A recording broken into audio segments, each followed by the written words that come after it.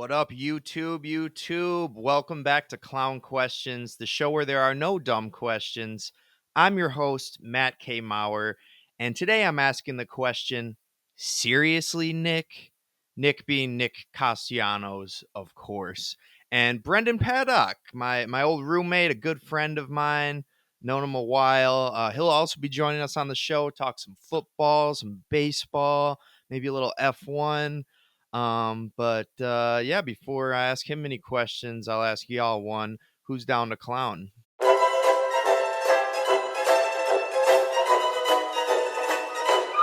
That's a clown question, bro.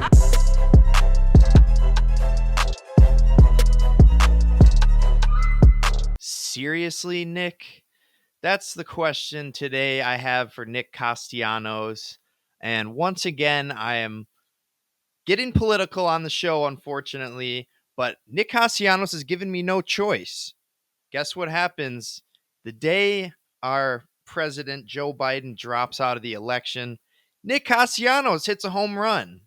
Guess what else he did? On the same day, Tom Brenneman returned to broadcasting 4 years after his hot mic incident where he got caught on national television saying a slur, to put it lightly.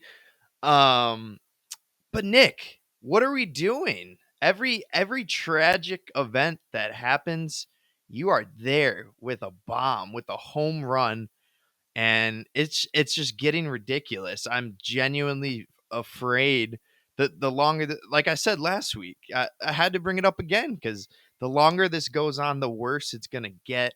He like next thing you know, Nick Castellanos is going to hit a walk-off grand slam in the World Series, and that will be the end of the world. That's what this is all going to, culminate in. The moment the asteroid hits, like in Don't Look Up, that movie. But I don't know. He can't keep getting away with this. To quote Jesse Pinkman from Breaking Bad, he can't keep getting away with this. It's just absurd, and I'm talking in circles because I'm shocked. Every single bad thing that happens in this world, Nick Castellanos is there to celebrate it. So get your shit together, Nick, and get your shit together, Rob Manfred, MLB. Suspend this guy, get him out of the league. It's getting bad, and it's only going to get worse.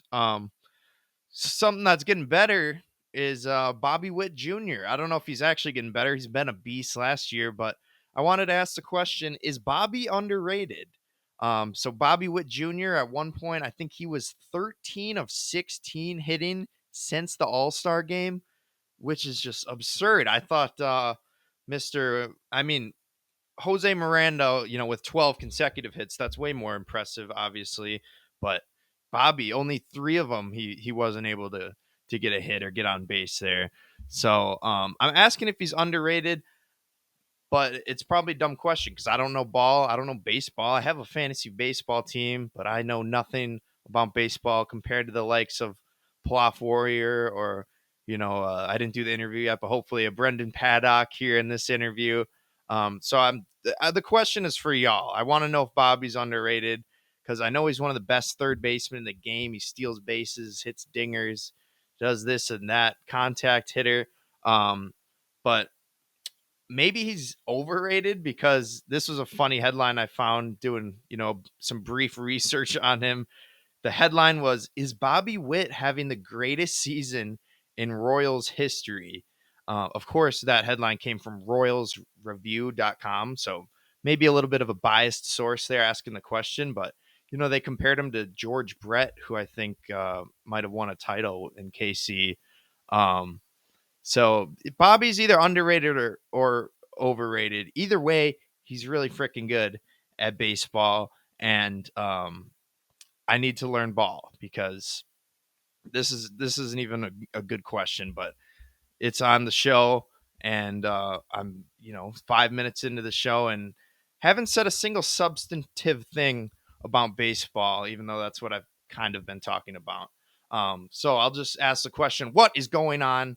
And this one I'm talking about soccer, talking about football, there was absolute chaos in the Olympic soccer match between Morocco and Argentina. And I'll just go through the order of events because it was pretty hard to believe. I didn't watch the game, but the story of the game is just ridiculous. Starting it off with, they had 15 minutes of stoppage time. That's unheard of. You see 9 or 10 in like the Copa America, but CONMEBOL is maybe not the best organization, and that could have led to more extra time than is typical. 15 minutes is crazy. Morocco fans were not happy about that. And to make things worse, Argentina then scored in the 116th minute. So they got, an extra minute in addition to 15 ridiculous minutes of stoppage time. So Argentina scores, but the Moroccan fans, not all of them, a few Moroccan fans stormed the field and play was upheld. Apparently, I guess they were protesting the result of that goal. So the stadium got evacuated, and then the video assistant referee review took 2 hours. It took 2 hours to complete, but they did then decide that Argentina was offsides, uh, subtracting a goal from their total and giving the win to Morocco. Shout out Morocco fans. They won this game by storming the field. That's impressive. If you're a fan, you never you're at the game, you don't think you have any impact on the game. You can protest the game. That's what Packers fans should have done after the Fail Mary in 2012. Just run on the field like, hey, we cannot stand for this. And they didn't. Morocco gets the win. And yeah, excited to watch some Olympic soccer coming up here. We got the Olympics next week. It's almost football season. Almost football season and almost the end of golf season. Don't have any smart insights about golf here. I don't really have that many smart insights on the show in general, but my golf question for the day is Schauffele the new Scheffler? And that's the whole joke is the wording of that question. But hey, Scotty Scheffler, quote unquote, number one golfer in the world. But how many majors has he won this year? One. So okay, he won the Masters, but like, what have you done other than that? Uh, Xander Schauffele after this win at the Open, he's got two major wins this year. So who's really number one golfer in the world? Is it the guy who's won the most tournaments or the guy who's won the most majors? It's about rings, baby. It's about getting titles. So yeah, Xander Schauffele is the new Scotty Scheffler. And you can just rearrange some letters in their name and spell it out. I'm pretty sure as I continue with my, dumb linguistics joke. What ain't no joke is why doesn't LeBron have any help? He has been carrying Team USA.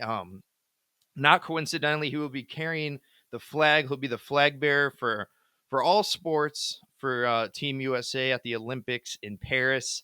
But it looks like LeBron is back to square Cavaliers here. He has no help. He's been carrying both teams.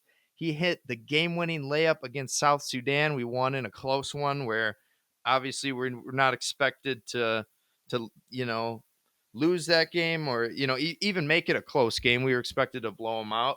LeBron game winner there, and then against Germany, who every team we're expected to blow out. We're the United States basketball team, the dream team as I call them.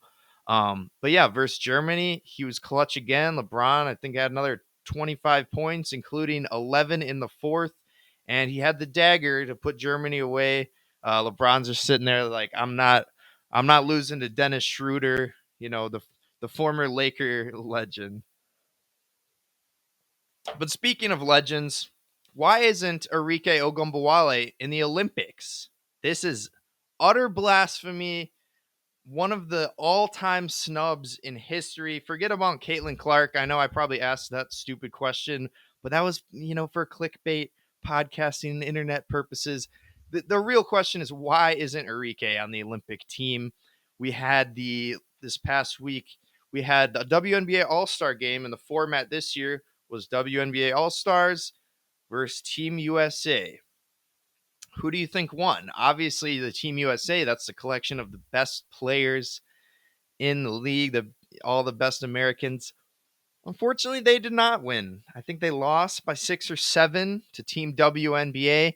Caitlin Clark had 10 dimes. Angel Reese had a double-double. The rookies are veterans now. But no, the real story of that game was Arike Ogunbowale. She set an all-star game record with 34 points, and it's clear as day who the best player in the WNBA is. If it's not Arike Ogunbowale, it's probably Asia Wilson, but I would argue it's Arike. I think she's second in the league to scoring, behind Asia. Asia didn't have a bad game in the All-Star game either. I think she had like 24 points, but Arike with 34, put her on the team. I don't care what happened, but to explain what happened, this week's first year interruption is going to be with Arike Ogunbowale, of course. This is an old clip from about a month ago. It is on the Nightcap podcast with Ocho Cinco and Shannon Sharp, and this is pretty much, it's sort of a non-answer, but this is the answer to why isn't Arike in the Olympics. So take it away. First interruption with Arike. All right, Rick. Look, there have been a lot of discussion. Everybody was talking about Caitlin Clark being snubbed or not being selected for the U.S. team, women's team, to go play the Olympics in Paris. I think one of the biggest snubs were yourself, leading the league in scoring. Everybody knows what you bring to the table. Can pat the rock, as Kyrie said, you can score. When the list came out and your name wasn't on it, what was the first thoughts that go through your mind? Well, the thing is, I pretty much had an idea that I wouldn't be on it. So there's trials and stuff that go on throughout the years and previous, and you do it and you see the vibes. And I mean, me being me, I just felt the vibes. Like, honestly, when it comes to that stuff, it really doesn't have much to do with your game. It's really about who they feel like fits with the team, which, okay, I mean, that's on the men's side too. You could have said Kyrie could have made it and stuff like that. Like, the committee say they look for people who, I don't know, honestly, but I could already tell like that wasn't the type of vibe they were going. So I actually took my name out the pool like months ago. So when the list came out, I know everybody in Hooper like Arike should have been. I knew I wouldn't be on it. Now, that's not saying I didn't think maybe last year I would be on the team and I was good enough to make the team. But when the list came out, I knew I would not be on that one at the time because I took my name out the pool. And with the pool, it's a big commitment. Like, if I know that they're not picking me, I'm not going to, keep getting texted and keep having, that's what I'm saying, keep having people pull up, keep going to these trials when I know the vibe. So me being me, I'm like, I'm not about to give y'all my time if I know the vibe. So right. I knew for sure when the list came out, it wasn't. But like I said previously, I did think I was good enough. But hey, it's subjective who they think should be on the team. Everybody's great in the WNBA, so who they choose is who they choose. And I can't really control that one. And you know what? And I have a question. I'm sure the people that make, or the people in positions of power that make these decisions on who they're going to assemble on the U.S. basketball team, I'm sure they are basketball heads. But when it comes to this decision making and decision process, do you think it's politics that comes into play into this? I mean, it's politics. One of the key words I heard you say is the vibe. And understanding the vibe, and it really shouldn't be about a vibe or anything. It's about assembling the best team to represent our country. So I know I don't want to get you in any trouble, but can you really talk about the politics side of it when it comes to the decision making process for them? Yeah, I mean, I can't really speak to USA basketball in general, but just when I think of women's basketball and just however many years I've been playing college and pro, politics is always surrounding it. Now, okay, whether that's USA basketball, whether that's all-star teams, whether that's first team and stuff like that, there's politics. Even with the men's, like, there's politics in everything. So I'm gonna just leave it at that.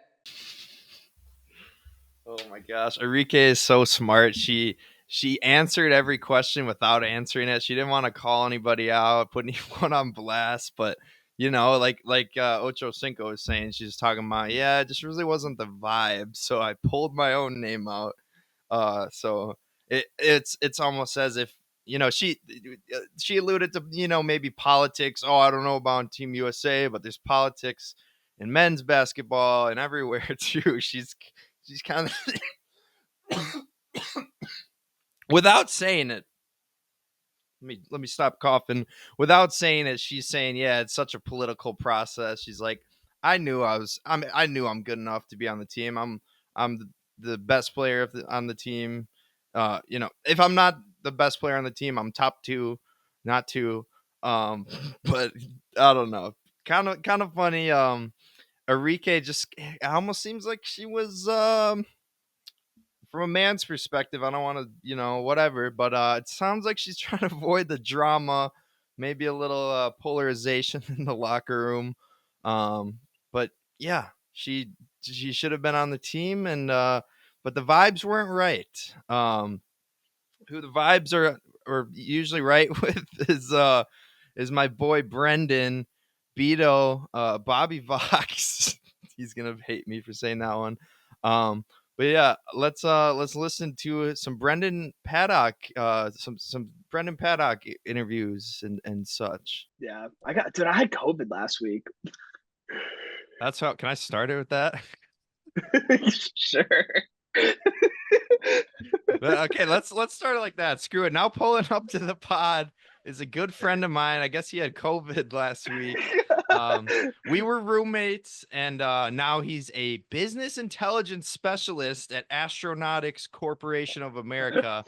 Fancy. It is the Brenden Paddock. Thanks for pulling up, bro. Thanks for the introduction to my job title where I work. Yeah, that was not ready for that.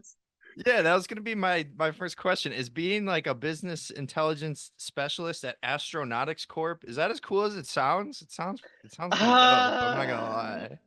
No, it's not as sexy as it sounds. So, if you probably remember from our college days and everything, I was quite a bit of stat and computer nerd, and but it pretty much hits all the stuff. So basically, I'm like a data analyst for them. So I'm working a lot with engineers and everybody in the business. So as in my name, the business, and doing a lot of software and data analytics and stuff like that. But yeah, it's pretty cool. Not the sexiest thing on planet Earth, but it's cool. Yeah.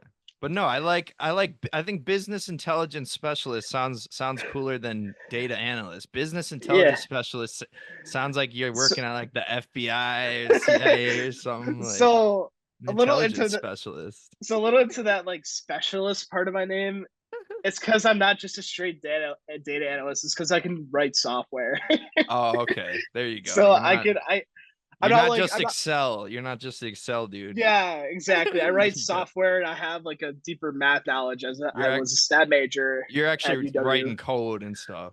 Yeah, I'm writing code. Not as much as I'd like, but anyways, that's we don't have to go into that. I'm glad we got to talk about your job on the show. Yeah, look at my LinkedIn quick. Yeah, I had to give you an intro there, but what was I gonna ask? How are you recovering from the COVID then? If that's dude, I'm recovering fine, but dude, I was lifting this morning, like during a leg day, and I was totally like my chest was starting to go like a little bit, and I was like, I'm not fully quite recovered yet, but I'm good. I don't like my cough is pretty minimal and I feel good. Like I'm not as dehydrated as was, not sleeping as much. And so I'm recovering good. That's good. That's good. You and President Biden both got the vid there. But yeah, maybe I was hanging out with him too much, You were hanging out with Biden. Well, we don't have to get into that, but let's talk some sports here. That's what we're here for. So we'll start with the MLB. At the beginning of the season, the question I was asking a lot of people is Jackson Chourio overpaid? But now that I've seen him just on an absolute heater recently, I want to ask you, do you think Chourio is underpaid?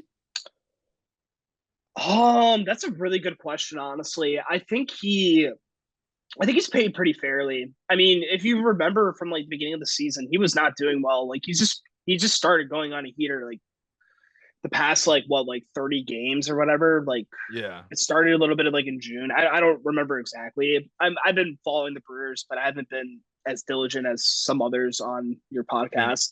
Me neither. Yeah, it's just Ploff hard to Warriors follow. All over that.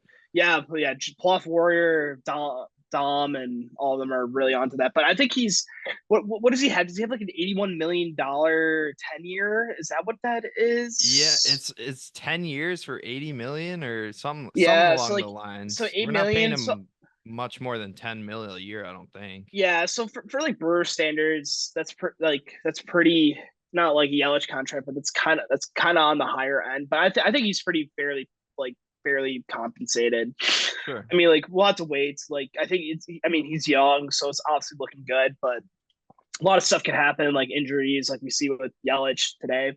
Yeah, hopefully few years ago. that's not season ending, right? They're not sure. I hope not. I was reading. I heard it could be. Yeah, I could be completely wrong, but I saw him like my Fox notification during work that he was like visiting surgeons and stuff. So I hope not. That's a shame, dude. He was finally back. Yeah, MVP dude. Yelly. Yeah, I mean, like his power wasn't like completely there yet, but he still had like 12 home runs. He was batting 315. OPS was in like the 900s. So that's obviously like starter. Yeah. Yeah, obviously like very good hitting. His defending still like but I don't know. I've never been a fan of his outfield play, to be honest. But yeah, I mean, Ryan Braun wasn't a great outfielder either, and yeah, we paid him millions. Oh yeah, you got to pay your offense. I think you got to pay. Yeah. It was totally the right decision. Like his offense totally compensated for his average defense. Right. But yeah, I think he but like I think with the thing with like Yelich too is we like with people like Churio and I don't think Garrett Mitchell's playing that well right now, but I don't know what he's coming back from injury. Yeah, but I mean like we have like some other like pretty good talent there with Sal Frelick. I mean like he's not like an amazing out of the park. Our outfielders stacked though. Yeah, we definitely like the thing that's been impressive about the Brewers like the past like since we've like been in high school, because you remember some of those days like after like Braun won his MVP till we got Yelich, it was pretty average baseball. Just mid. Yeah, just super mid. I mean like our owner doesn't really like to spend money, which is not a surprise. We're kind of us and the Rays are pretty similar. I'd say the Rays have had a little more success since they've been able to make it to the World Series, and they play in I'd say a little bit of a tougher division. Mm-hmm. But I think for what we have, we're pretty successful. I want to see playoff success, obviously, and I don't think it'll happen this year, unfortunately. Either. Sorry, here, Dom. Dang. But I just don't think the pitching's there. Yeah, I think the offense is good enough. We just don't have enough starting pitchers with Woodruff out, and I know Devin Williams is not a starting pitcher, but as a closer, having him back would be nice because McGill has been really good. Definitely. Well, speaking of pitching, I wanted to ask you about the Pirates. Do you think Paul Skeens is the best pitcher in the league as a rookie? Dude, he's a dog. Come on, is he already up there? Like it's crazy. He is totally up there. Not to like overreact, but I mean, he had to get that game against the Brewers. I think the past week where he threw like 11 strikeouts against us. Yeah, 11 strikeouts, 7 innings pitched. no runs. I saw he just got his first career loss was like 9 innings pitched, and he gave up 2 runs. Like it's crazy. His ERA went up, or like his ERA went. I don't know. It got worse. I'm not the data analyst here. I mean the intelligence specialist. But yeah, specialist. A couple more. Oh gosh. Okay, this is why Brenden doesn't vape. But a couple more baseball questions, then I want to talk some football. Who you think's winning MVP? You don't have to give. You can give me either or. I know it's so dumb. There's 2 AL and NL. Yeah. Right? Now with like since it's like we both have DHs now, it should be just combined. But right. I think Shohei is obviously like top. Like I would love to see his betting line probably right now for that. It's got to be something ridiculously small. He's probably the favorite. Yeah, I mean I can't see like anybody else. I mean, if he was pitching, I think it would be like unanimous because he'd probably be like a 3 ERA or something, and then. Yeah. But I think, I mean, like, he has like 30 home runs or something. He completely screwed the Brewers. And I think Are you okay?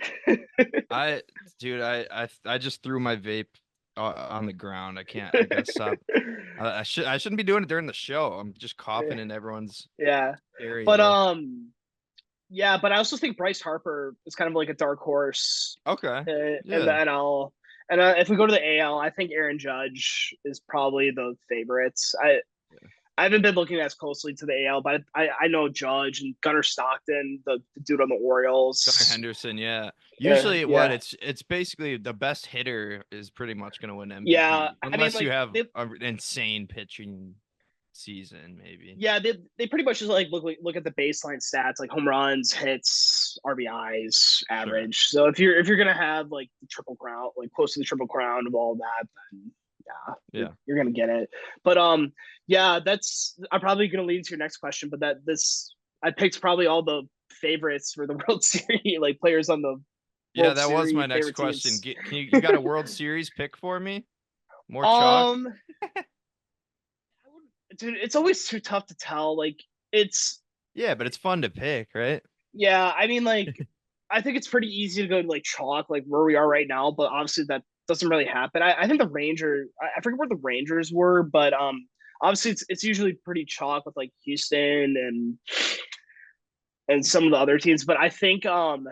Dude, I'd have to go Dodgers or Phillies making it out of the NL pretty easily. Okay. They're by far the two best teams. Like I don't see like any other team, like especially the Phillies have a good like Zach Wheeler, and like they have a good pitching staff. So I think they give the Dodgers definitely a run for their money, because they spend about the same, to be honest too. They're like their salary spends are both crazy, because the Phillies are paying like Trey Turner, Bryce Harper, Zach Wheeler, Aaron Nola, and like a bunch of other people.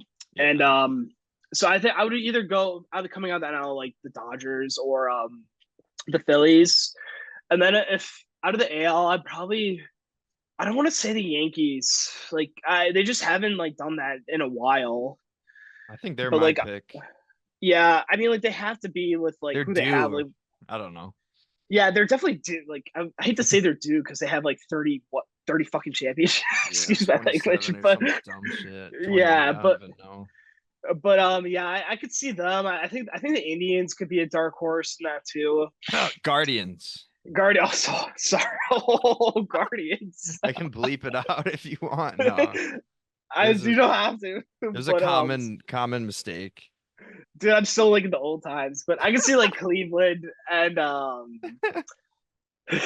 can't believe I said that. The Guardians. Yeah. Don't worry about it. I don't think anyone will care. Yeah, nobody will care. But I think I can't really count out the Astros either, though. Like I don't care about the record. I can't like count them out. I hate them so much. Yeah, I think the Astros, like legitimately, I can't count them out. Right. I think they would be my dark horse too. Guardian. Okay. I think the Astros over the Guardians. Sure. So can I hold you to an official pick here? Sure. I like that you gave me all the the contenders though. I was beating around the bush. I'm gonna go Houston, LA, and then LA wins it. All right, I like it. Get Shohei a ring. His first playoffs ever. Speaking of the World Series, I mean, like the Dodgers are kind of in that same boat as like the Yankees too. Like they won a World Series during the COVID year, but they just they're always having a crazy record, have like all these crazy players. Yeah. Never like finish it. So they're always the best teams on paper, but it's October when it counts, right? Yeah, I think that's what makes playoff baseball so cool, though. So yeah. Well, we're looking forward to that, but I think it's fair to say you and I are definitely looking forward to football even more than that. So let's talk some NFL. And I'll ask you a question about your boy Aaron Rodgers. Do you think the New York Jets will make the playoffs this year? Dude, I think they will. Like before I hopped on and a little bit prior to the week, I was looking at their schedule, and they won like 7 games last year without him. I mean, they have a good defense. They drafted like okay, like it's really hard to tell like now. they drafted like a left tackle and stuff, so they're obviously trying to protect him. But honestly, I can't say like I can't say I can't see why if Aaron Rodgers is healthy and plays at a like a good, not like MVP Aaron Rodgers, like a good like level. I can't see them not winning like 10 games because the Patriots aren't that good. I think the Dolphins are like them and the Dolphins are about the same. I think the Bills are better than them still.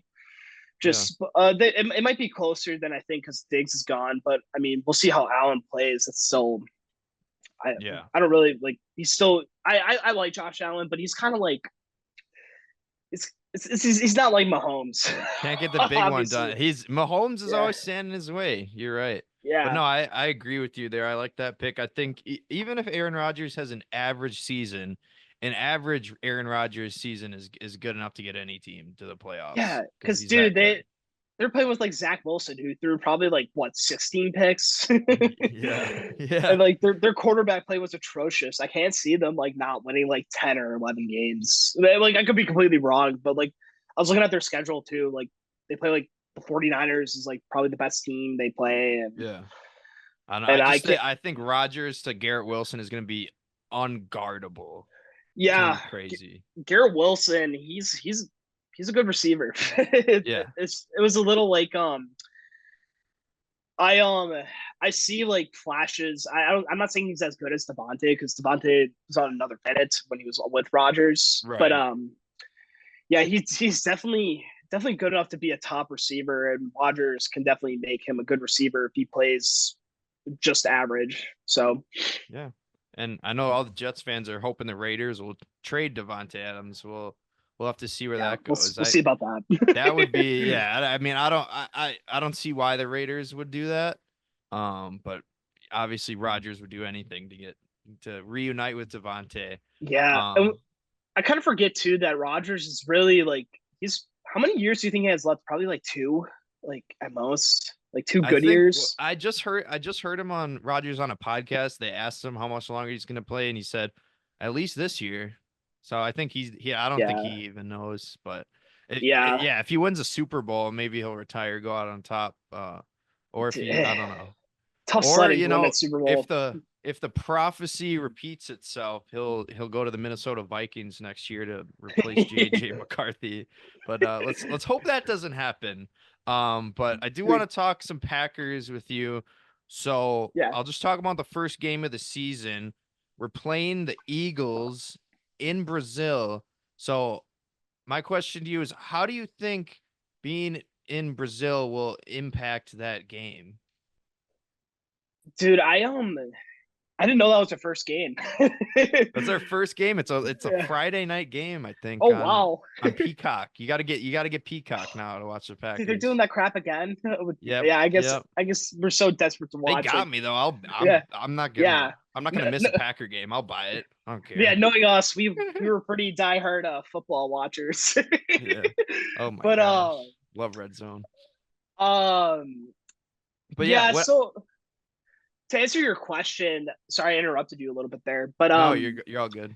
I think how will that affect? I don't know. Like I don't think that will have really an effect on the Packers. I think there will be more Packer fans there than Eagle fans just because we're such a worldwide brand. Yeah, and we'll travel. Like there's probably like Packer fans in Brazil, like way more Packer fans in Brazil than Eagles.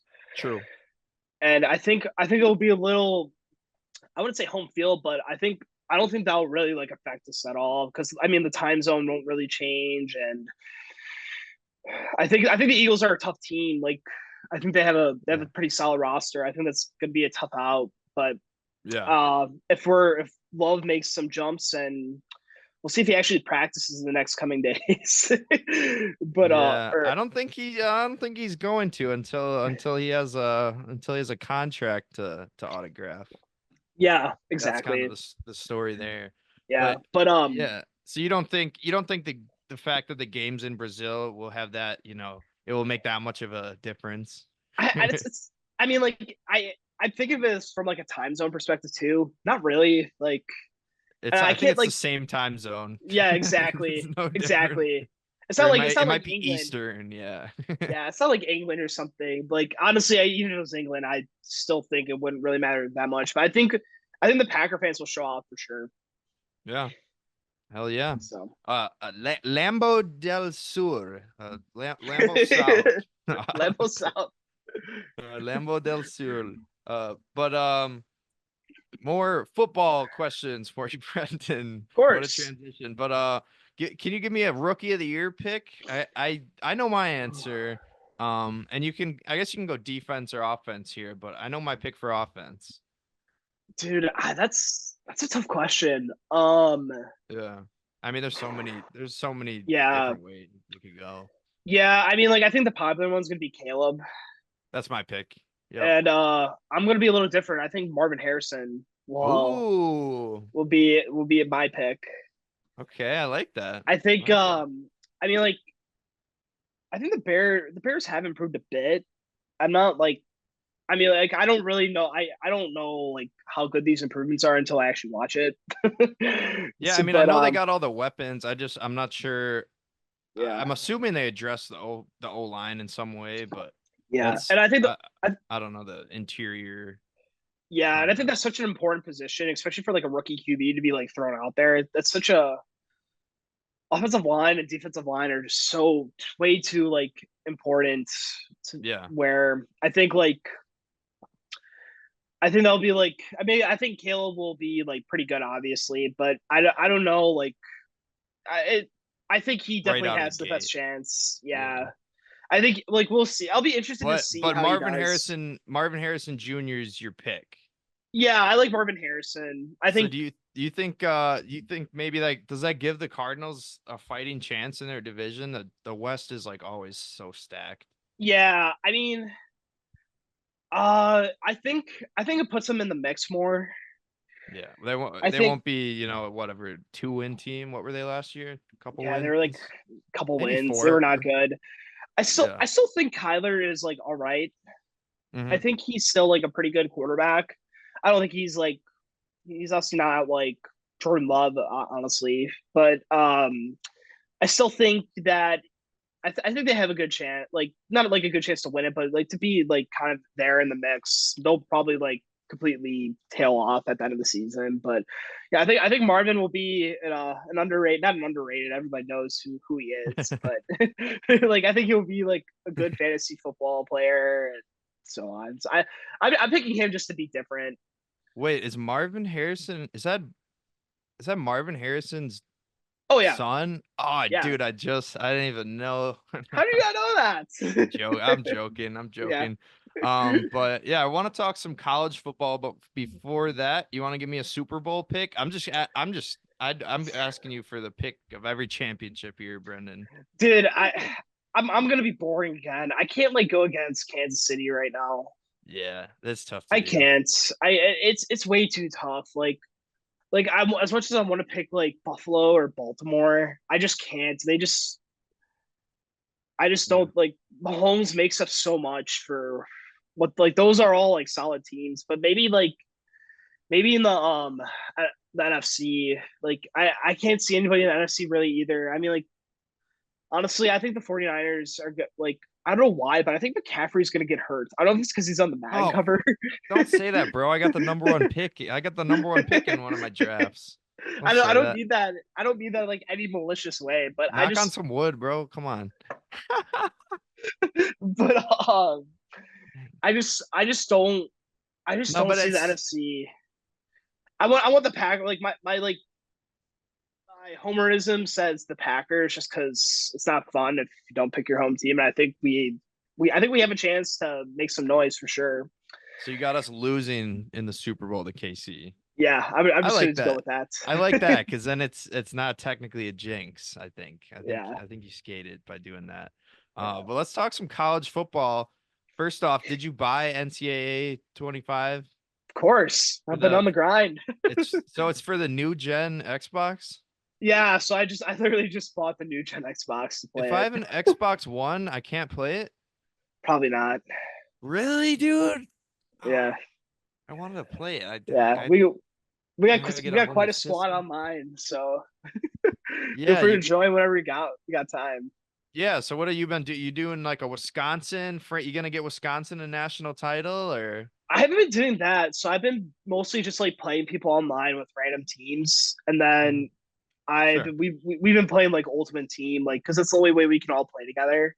Okay, so someone's like the wide receiver, someone's the running back, the quarterback. Do you still play?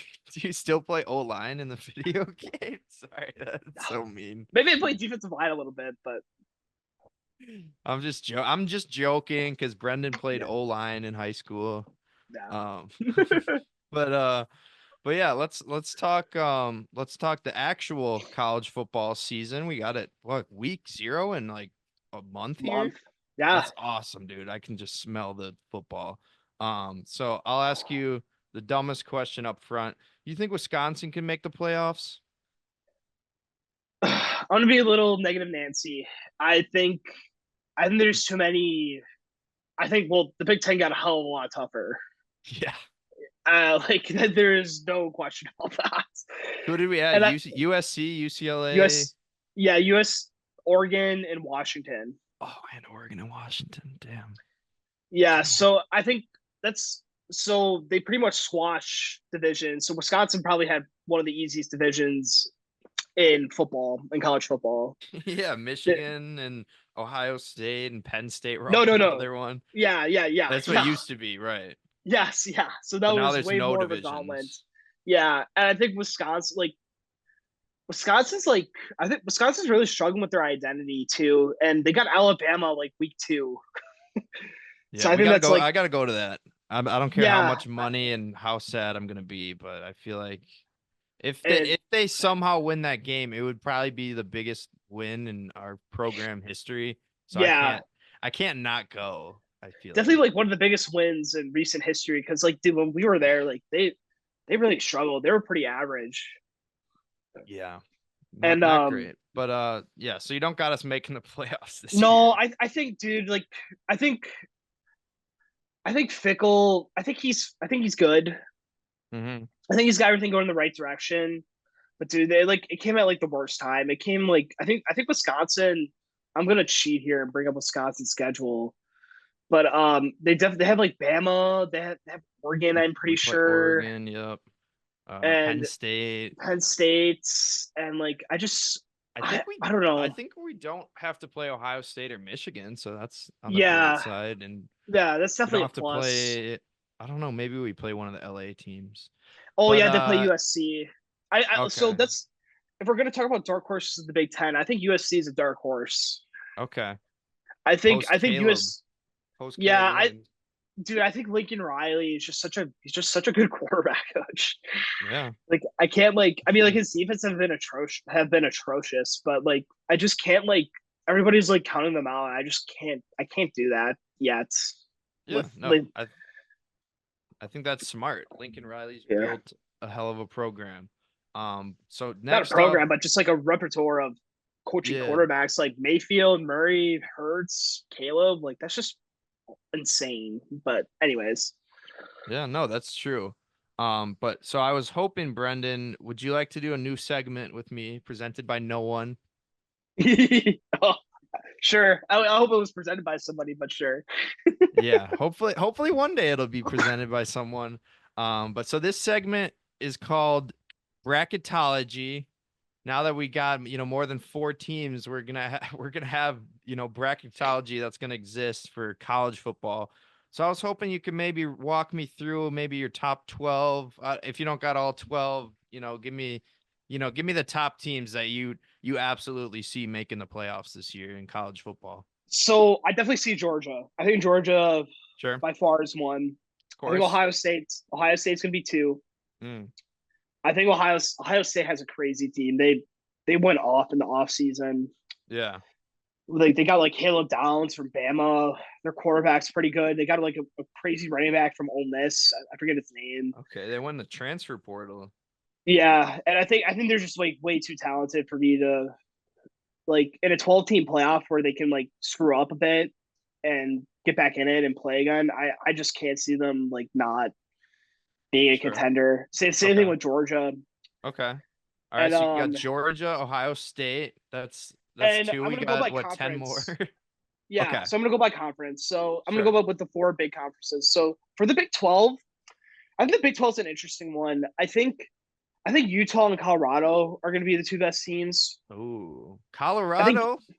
yeah, I think Kansas could sneak in there too. Really? That one's Yeah. surprising to me. I mean, Colorado, I could see it's, Dion building on not the best first year, but obviously a hot start. But Kansas making the playoffs is insane to me, Brenden. I mean, like if they win the Big 12, they totally have a chance. I think they can totally win the Big 12. I think the Big 12 is as wide open as ever. Wow. I think they're. Are you I sure think we're they could not be like talking a about TCU. basketball? I'm positive. Kansas football. Wow, they've Kansas has been arrived. pretty Then. good, dude. Kansas guess has been they've- pretty good. Yeah, that's just I guess I didn't expect you should say that. That's my dark horse for the Big 12. But I'm going with Okay. like Utah. I think Utah is just too consistent Yeah. for me to say no. I think if they got their quarterback back, and I think if their defense is good, I think if they're healthy, they won the Pac-12. They didn't win the Pac-12 last year, but they won the Pac-12 quite a few years in a row. Okay, so we got Georgia, Ohio State, Utah, Then maybe ACC. Colorado, ACC. We got ACC. I'm gonna go. This is a tough one. But I think I'm gonna go Florida State. I think they're gonna win the Yep. ACC and they clinch got their robbed berth. last year, dude. Come on. Yeah, they totally did. I think the committee made the right call. To be honest, that's gonna give me a lot of hate, but I don't really care. I think But it's fair. After we saw Bama go toe to toe with Michigan, I think it's fair to say Bama was probably the better team, but like they they got penalized for their star player being hurt. That's what happened. Yeah. But those are my 4 conference champions. Then I'm gonna go Oregon, Bama. I think are gonna be the 2 of the at-larges. I think Oregon's really good. I think they're gonna be the Big 10 runner-ups. Okay. And then okay, USC coming in at 3rd. No. I'm gonna go Texas. I think Texas. They're in the SEC. I think Texas is really right? good. Yeah. Okay. I'm gonna go with You know what's gonna suck? We're gonna probably complain about this, but so many SEC and even like I think a few Big 10 schools will get some of these at-large bids over like the Big 12 and ACC because of just like the strength of their conference, like especially the SEC. The SEC is really good. Like it usually is. Like I know people like to diss against it, but it totally is by far like the best with Oklahoma and Texas now, and that's why the Big 10 did what they did. Sure. But all right, so you got all the powerhouses, the dominant teams at the top. What are like a couple dark horse teams that people might not expect they could sneak in maybe as the 11 or 12 seed and make the playoffs? So that's gonna be a group of 5. So okay. I'm not totally like up to date with because like I know a lot of like group of 5 schools moved, like SMU moved to the ACC. I like just read that during work today. Yeah, Cincinnati moved to the Big 12. Yeah, but there's so much realignment, it's hard to keep up with. Yeah, it's really super tough right now. But like I could see like a Tulane really make it. Yeah, actually? like okay. I was I was talking to you before, and I was joking with you. I was like, "Oh yeah, Tulane in the playoffs," but you believe it? Yeah, I mean, like they I think they really projected the best. I haven't really paid attention from that perspective that closely, but there's one of those like smaller group of 5 teams get an at-large bid, and I can see them making it. Okay. Cool. Like one of the smaller ones. I don't know who. I mean, like maybe like Boise State or something. Like interesting. But they'll probably be in the run. But honestly, like with the 12-team playoff, like people are not gonna like saying this, but I think I know like the 14 playoff wasn't amazing, but like teams like Georgia get like a second chance now, and Ohio State gets second chances. So. So they can lose and you can lose 2 or 3 games, and as long as you're still blowing everyone else out, you can sneak in there. Yeah. So we'll have to catch up later this season and see how bad my predictions are. Yeah. It'll be interesting. But yeah, so can I get Can I get? I'm hoping for some chaos, like you said, like a Tulane or a Boise State making it. But can you give me another championship pick here, Brenden? The national championship, college football. Dude, I'm such a boring championship picker right now. I gotta go with Georgia. You're going safe. No, I mean, no, you're smart. You're just. I can't blame you for picking the best team every time. I mean, like, especially with like football, with like injuries and stuff. Yeah, it happens. But dude, like Georgia's fucking loaded. They have a tough. I haven't really looked at their schedule, but dude, they played in a tough conference, and they're by far the best. Sure, honestly, yeah. I think if Georgia wins, I think last year, I think Georgia wins the national championship. I think Georgia beats Michigan. Oh, agreed. But I think Michigan. You could argue Georgia got snubbed too. Yeah, I think Michigan. But no, that's funny. We didn't even mention Michigan. You think they'll still be up there without Harbaugh anymore? So they're still talented. I hate Michigan, so sorry if I have any bias. I think they're still talented. They're definitely like talented enough to make it. So I think the Big Ten comes down to two tiers. I think it's Ohio State and Oregon at one, and there's like a tier two where I think they're playoff contenders, but I don't think they can beat the other two. I think that's Michigan, Penn State, and I think USC could like honestly sneak in there. Well, in Michigan, they won't have Connor Stallions to film practices this year, so that's gonna bring them down a peg probably. Yeah, that's gonna. Michigan lost a lot of people too. They lost like 40 players. Like, did you see? I'm sure they had a ton of people transferred after Harbaugh left. I mean, yeah, well, not even like that. Not even like that. They like the seniors. Yeah, they benefited a lot from like the COVID stuff. Like they had a lot of seniors. They just had a lot of seniors in their court. Like JJ like had some years under his belt. Blake Corum was there forever. They had like 6 offensive linemen in the NFL Combine, which is like unheard of.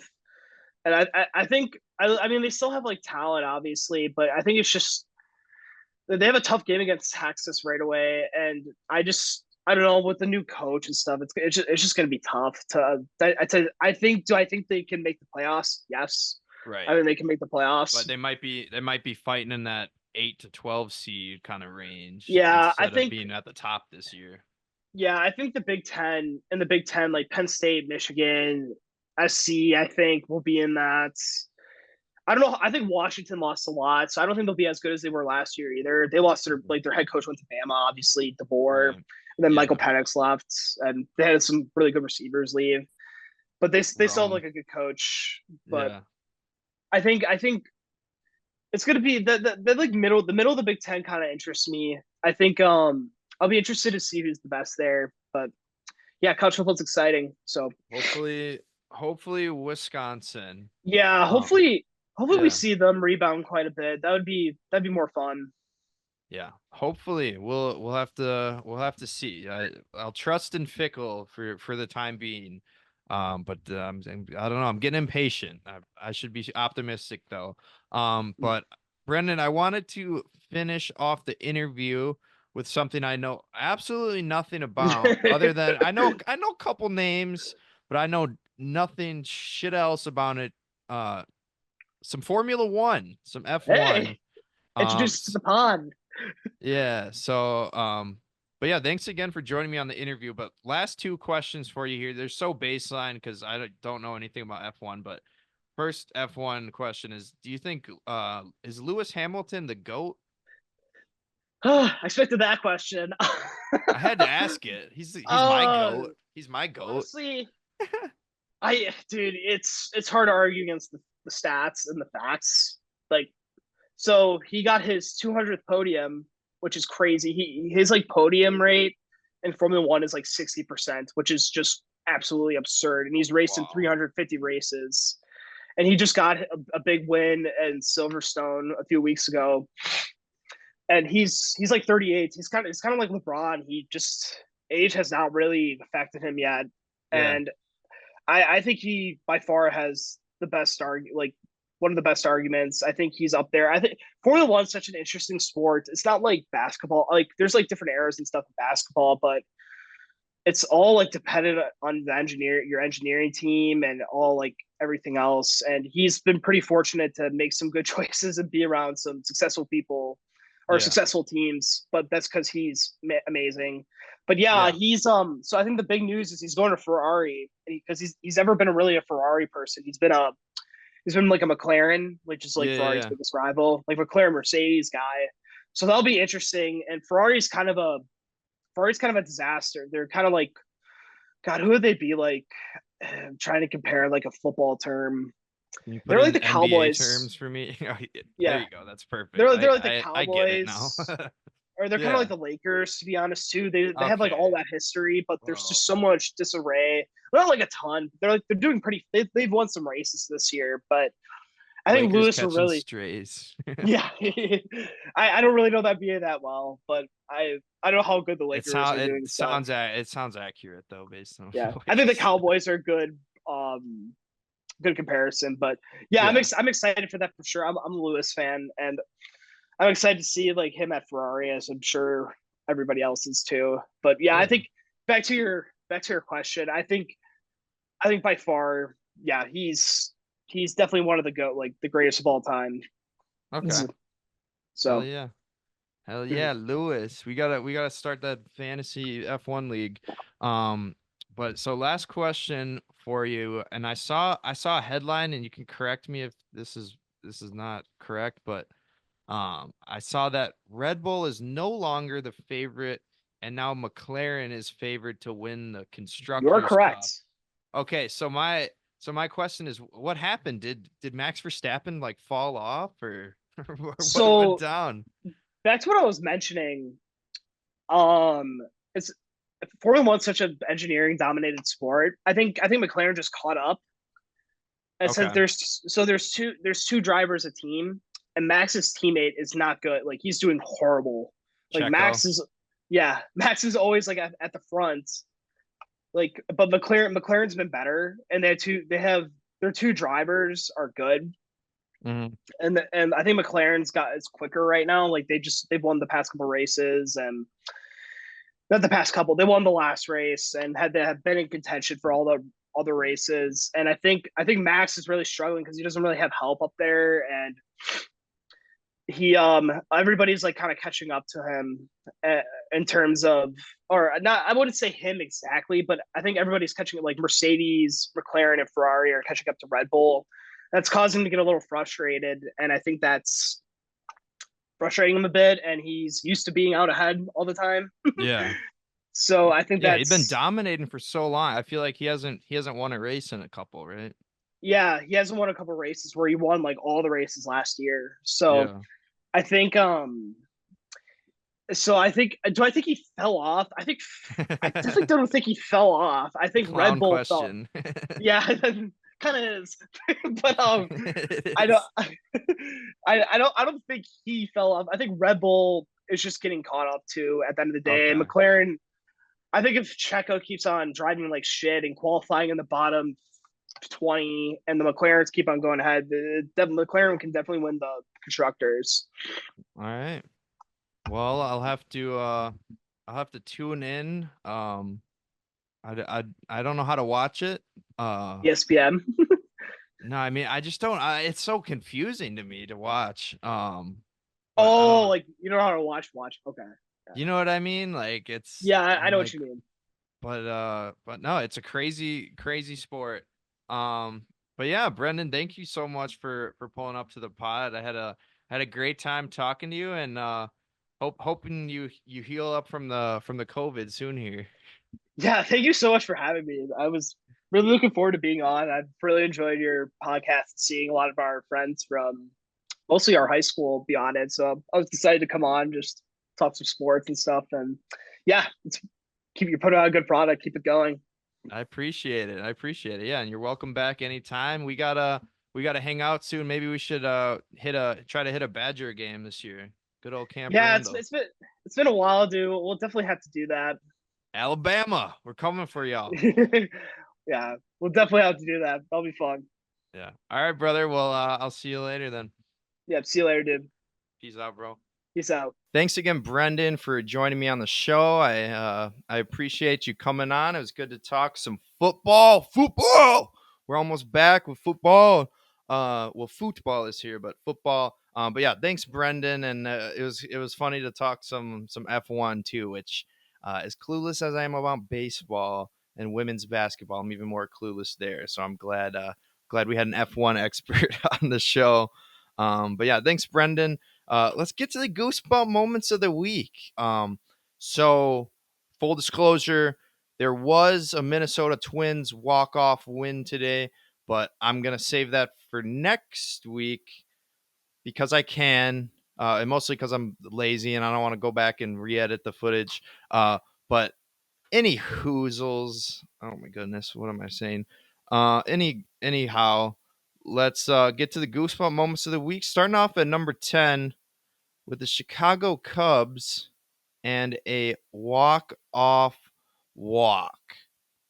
Boring. Nico Horner at the plate. Cubs with an opportunity to walk it off. Lieber takes ball 4. Cubs win the ball game.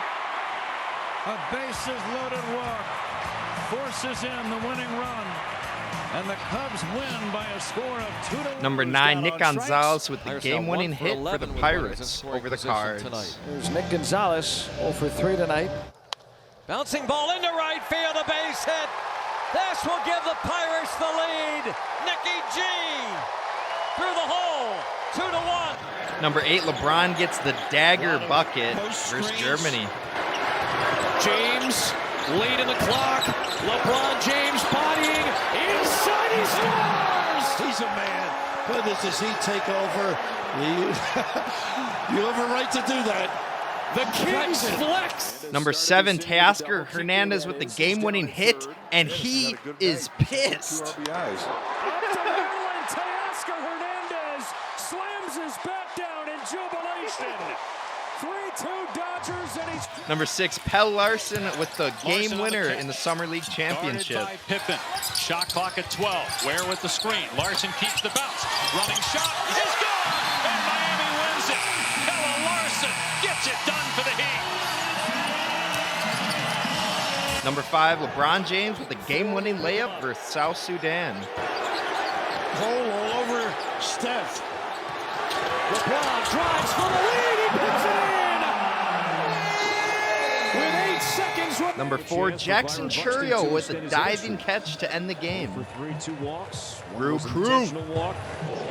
Buxton to left field. Churio is there, and he puts a ribbon on this one.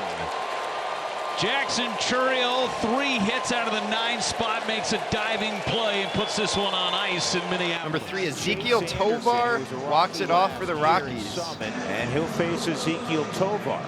Line to the right field, it's a base hit. It's the ball game. Ezekiel Tovar with a walk-off single. And in 12 innings, the Rockies get the victory, 9-8. Number 2, Wyatt Langford walks it off for the Rangers in the 10th. 2 left-handed hitters aboard. They want to work to Wyatt Langford. Huge pinch. And that one's rifled deep out to left. It's down, and the Rangers win it. Boy, did the Rangers need this, and do they need this celebration right now? And maybe this walk-off right here is just what the Rangers needed to go on. Number 1 moment of the week, Nick Gonzalez walks it off, raise the Jolly Roger. Third, Cruz takes off. The pitch is swung out, hit into that base hit. Nick Gonzalez wins it for the Pirates. Their first lead of the night comes in the final pitch of the game. Nick Gonzalez singles off Alvarado, and the Pirates, they're over 500, and they storm back to beat the Phillies. Not gonna lie, not the most exciting Goosebump moments of the week this week, as there's vape clouds around. But yeah, Jackson Churio was robbed. Number 4, that should have been number 1, diving catch to end it. That was sick. That was dope. And what else? What's something that won't be dope is my Olympic soccer pick. I did Olympic basketball this week. Figured I'd do some soccer since I've been a football fiend recently. Oh my goodness, I sound like a dude in the 1920s. Man, see? But yeah, so the Olympic soccer, I did some research. It's an under age 23 tournament, but each team can have 3 overage players on the roster, and apparently they call them wild cards, which is awesome. I like that a lot. But I checked. Mbappe is not a wild card. Messi is not a wild card.